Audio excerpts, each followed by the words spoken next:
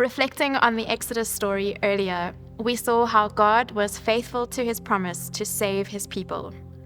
But we also need to reflect on God's judgment of sin and the fact that the Israelites were no less deserving of God's judgment.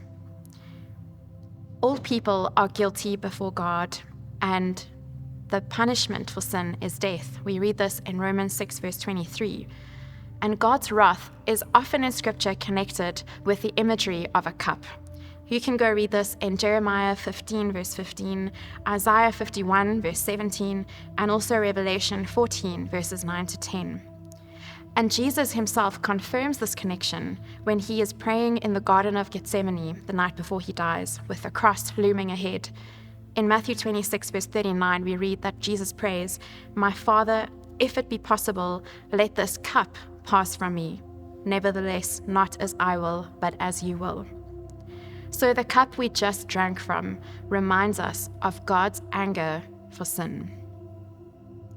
The Israelites were not only slaves to the Egyptians, but they were also enslaved by sin. They did nothing to earn their position as God's chosen people or to deserve to be rescued from the judgment of death. They needed a way to escape God's judgment, just like every other human being on earth. Death passed over those who had the blood of an unblemished lamb on their doorpost. God provided a substitute.